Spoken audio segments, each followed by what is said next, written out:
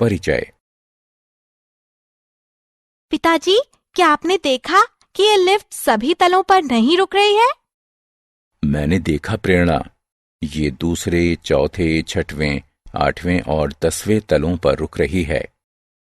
संख्याएं 2, 4, 6, 8 और 10 2 की गुणज है। सही है ना पिताजी? बिल्कुल सही है प्रेरणा।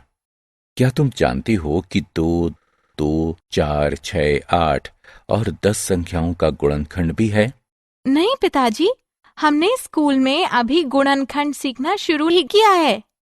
बच्चों, इस पाठ में आप गुणज और गुणनखंड के बारे में जानेंगे। आओ सीखें।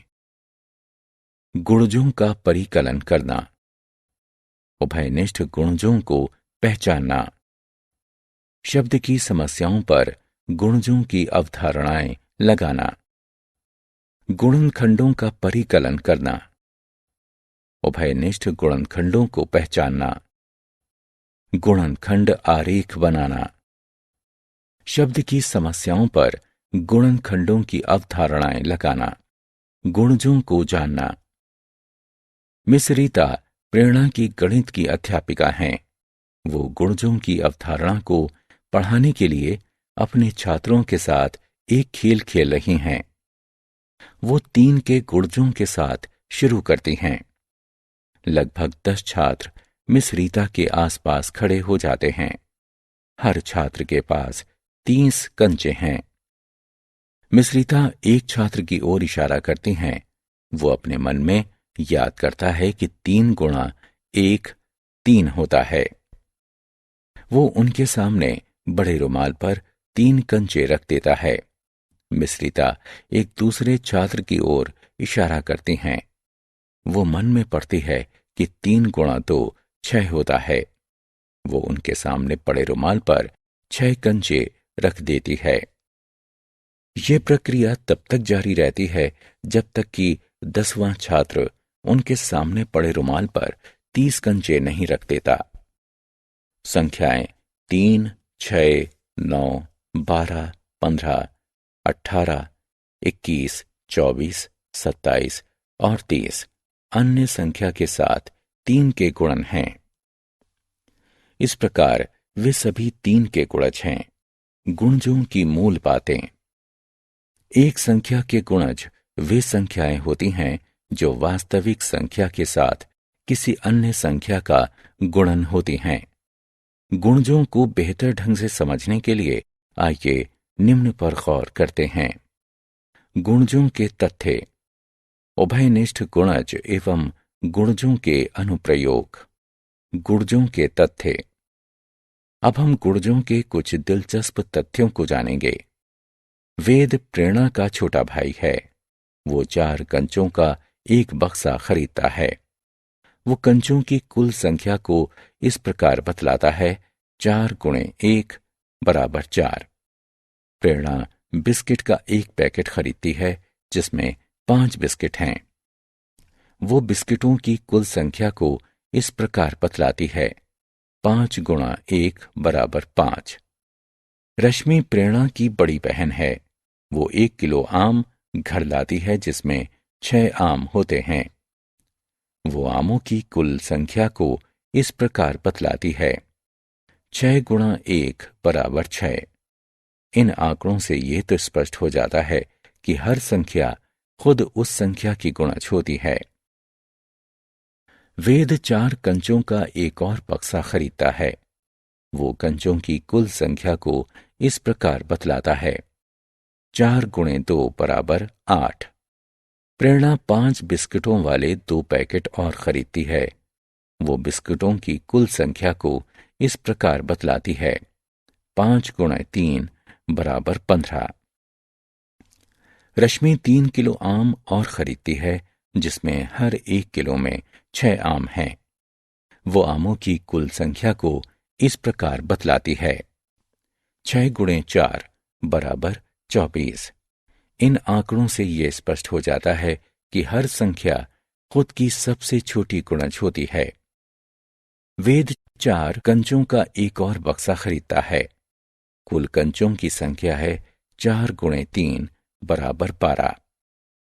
प्रेरणा 5 बिस्कुटों वाले 2 पैकेट और खरीदती है। बिस्कुटों की कुल संख्या है 5 गुणे 5 बराबर 25। रश्मि 3 किलो आम और खरीदती है, जिसमें हर किलो में 6 आम हैं। अब आमों की कुल संख्या है 6 गुणे 7 बराबर 42।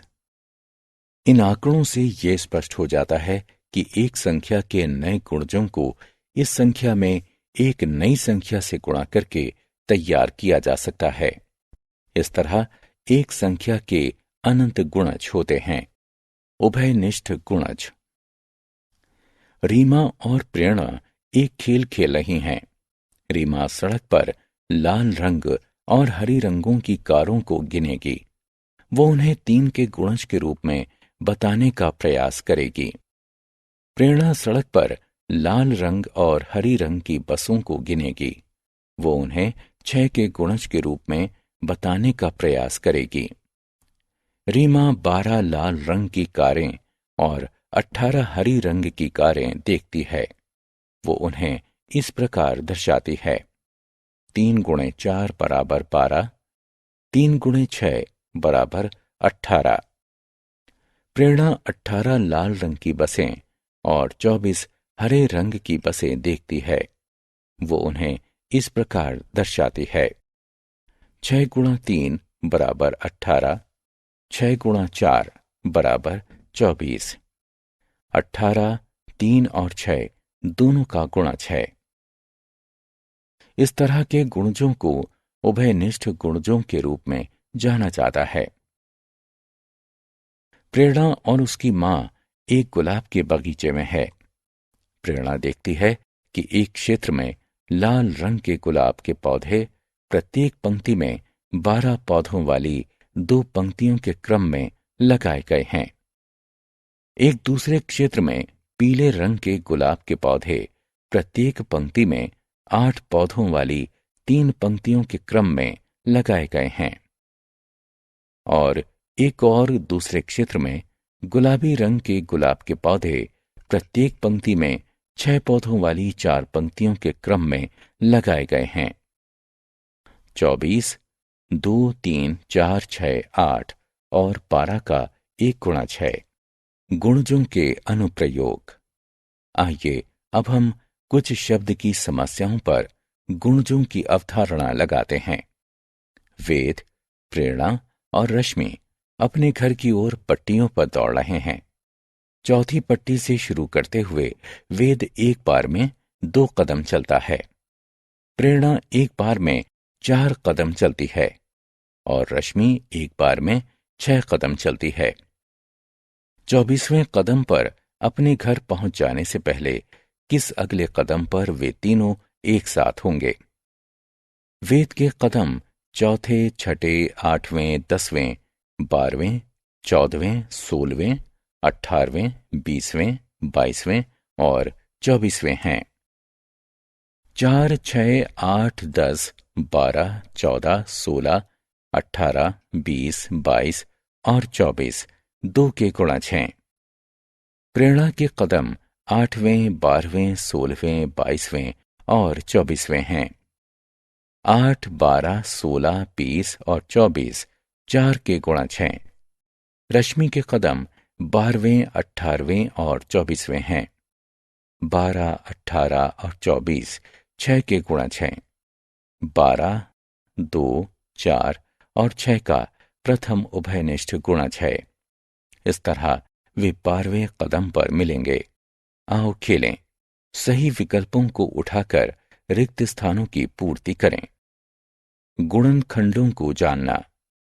मिस रीता प्रेरणा की गणित की अध्यापिका गुणनखंडों की अवधारणा को समझाने के लिए अपने छात्रों के साथ एक और खेल खेल रही हैं। मिस रीता एक छात्र को बुलाती हैं और एक पहाड़ा सोचने के लिए उससे कहती हैं, जिसमें 12 एक गुणन के रूप में दिखाई दे। साथ ही वो उसे उस पहाड़े की संख्या अनुसार रखी हुई बहुत सी पीले रंग की गेंदों को उठाने के लिए कहते हैं। छात्र 2 पीले रंग की गेंदें उठाता है, अर्थात उसने 2 का पहाड़ा सोचा था। वो 4 और छात्रों के साथ इस अभ्यास को दोहराती हैं, जिसके परिणाम स्वरूप 2, 3, 4, 6 और 12 प्राप्त होते हैं। अर्थात 2, 3, 4, 6 और 12 12 के गुणज हैं। गुणनखंडों की मूल बातें।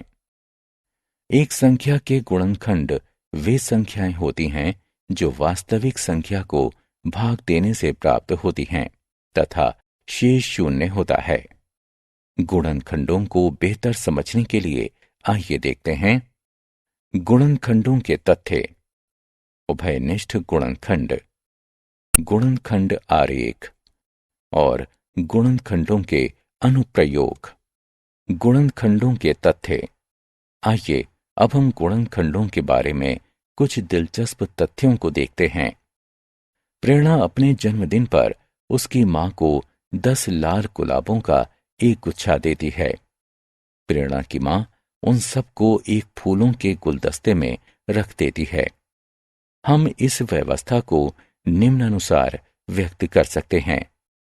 10 गुणा 1 बराबर 10। प्रेरणा की मां एक अलग व्यवस्था बनाने का प्रयास करती हैं। वो 10 फूलदानों में हर एक में एक गुलाब रखती हैं। हम इस व्यवस्था को निम्नानुसार व्यक्त कर सकते हैं। 1 गुणा 10 बराबर 10। 1 और 10 10 के गुणनखंड हैं। 1 प्रत्येक संख्या का गुणनखंड होता है। प्रत्येक संख्या उसका खुद का एक गुणनखंड होती है। प्रेरणा की मां एक और अलग व्यवस्था बनाने का प्रयास करती है। वो 5 फूलदानों में हर एक में 2 गुलाब रखती है। हम इस व्यवस्था को निम्नानुसार व्यक्त कर सकते हैं। 2 गुणा 5 बराबर 10। प्रेरणा की मां एक और अलग व्यवस्था बनाने का प्रयास करती हैं। वो 2 फूलदानों में हर एक में 5 गुलाब रखती हैं। हम इस व्यवस्था को निम्नानुसार व्यक्त कर सकते हैं। 5 गुणे 2 बराबर 10। 2 और 5 10 के भी गुणनखंड होते हैं। चूंकि और अधिक व्यवस्थाएं संभव नहीं है, अतः ये स्पष्ट है कि 10 के केवल 4 गुणनखंड 1, 2, 5 और 10 हैं। इस तरह हम कह सकते हैं कि एक संख्या के गुणनखंड सीमित होते हैं और एक संख्या स्वयं का सबसे बड़ा गुणनखंड होती है। उभयनिष्ठ गुणनखंड। प्रेरणा के दादाजी प्रेरणा को आइसक्रीम के लिए 5 रुपए देते हैं। वो आइसक्रीम की दुकान पर जाती है और 5 रुपए से अपनी पसंदीदा नारंगी आइसक्रीम खरीदती है। हम इसे इस तरह से बता सकते हैं। 1 गुणे 5 बराबर 5। 1 हफ्ते के बाद वो प्रेरणा को 10 रुपए देते हैं। इस बार वो 2 नारंगी आइसक्रीम खरीदती है। हम इसे इस तरह से बता सकते हैं। 2 गुणा 5 बराबर 10। अगले हफ्ते वो उसे 15 रुपए देते हैं। वो 3 नारंगी आइसक्रीम खरीदने का निर्णय लेती है। हम इसे इस तरह से बता सकते हैं। 3 गुणा 5 बराबर 15। ये स्पष्ट है कि 5, 5, 10 और 15 का एक गुणनखंड है। इस तरह के गुणनखंड उभयनिष्ठ गुणनखंड के रूप में जाने जाते हैं। गुणनखंड आरेख। आइए अब हम गुणनखंड आरेख की सहायता से 18 के गुणनखंड बताते हैं। 18 को 9 और 2 के गुणनखंडों के रूप में व्यक्त किया जा सकता है। हम 18 से 2 शाखाएं खींचते हैं। एक को 9 के रूप में और दूसरी को 2 के रूप में चिन्हित करते हैं। 9 को 3 व 3 के गुणन के रूप में लिखा जा सकता है। हम 9 में से 2 शाखाएं खींचते हैं। दोनों को 3 के रूप में चिन्हित करते हैं। 3 को केवल 1 गुणा 3 के रूप में लिखा जा सकता है। 2 को केवल 1 गुणा 2 के रूप में लिखा जा सकता है। इसलिए हम इन गुणनखंडों को छोड़ देते हैं। 18 के लिए अब गुणनखंड आरेख तैयार है। हम 18 को 3, 3 और 2 के गुणन के रूप में लिख सकते हैं। 18 को 6 और 3 के गुणन के रूप में भी व्यक्त किया जा सकता है। हम 18 से 2 शाखाएं खींचते हैं, एक को 6 के रूप में और दूसरी को 3 के रूप में चिन्हित करते हैं। 6 को 2 और 3 के गुणन के रूप में लिखा जा सकता है। हम 6 से 2 शाखाएं बनाते हैं, एक को 2 के रूप में और दूसरी को 3 के रूप में चिन्हित करते हैं। गुणनखंड आरेख तैयार है। अब हम 18 को फिर से 2, 3 और 3 के गुणन के रूप में लिख सकते हैं। गुणनखंडों के अनुप्रयोग। आइए अब हम कुछ शब्दों की समस्याओं के लिए अवधारणा लगाते हैं। प्रेरणा के पास एक चार्ट पेपर है जो 4 फीट लंबा और 6 फीट चौड़ा है। उसे चार्ट पेपर पर तस्वीरें चिपकानी हैं। उसके पास हर तस्वीर अलग अलग आयामों की हैं, 2 feet by 2 feet, 3 feet by 3 feet और 2 फीट बाय 5 फीट। उन्हें काटकर छोटी किए बिना वो चार्ट पेपर पर किस आकार की तस्वीरें चिपका सकती है। आइए हम जांच करते हैं कि तस्वीरों के आयाम चार्ट पेपर के आयामों के गुणनखंड हैं अथवा नहीं।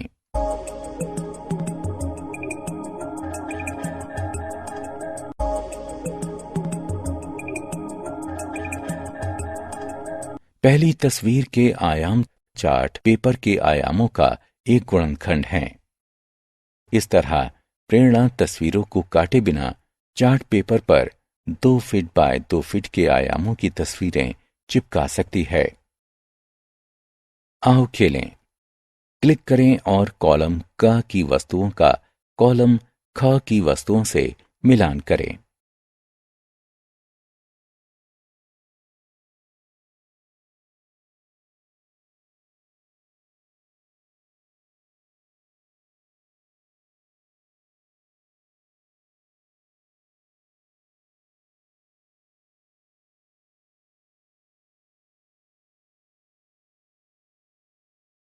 हमने क्या चर्चा की? एक संख्या के गुणज वे संख्याएं होती हैं जो वास्तविक संख्या के साथ अन्य संख्याओं का गुणन होती हैं। प्रत्येक संख्या खुद का सबसे छोटा गुणज होती है। एक संख्या के अनंत गुणज होते हैं। उभयनिष्ठ गुणज वे संख्याएं हैं जो एक से अधिक संख्याओं के गुणज होते हैं। एक संख्या के गुणनखंड वे संख्याएं होती हैं जो वास्तविक संख्या को भाग देने से प्राप्त होती हैं तथा शेष 0 होता है। प्रत्येक संख्या खुद का सबसे बड़ा गुणनखंड होती है। एक संख्या के गुणनखंड सीमित होते हैं। उभयनिष्ठ गुणनखंड वे संख्याएं हैं जो एक से अधिक संख्याओं के गुणनखंड हैं।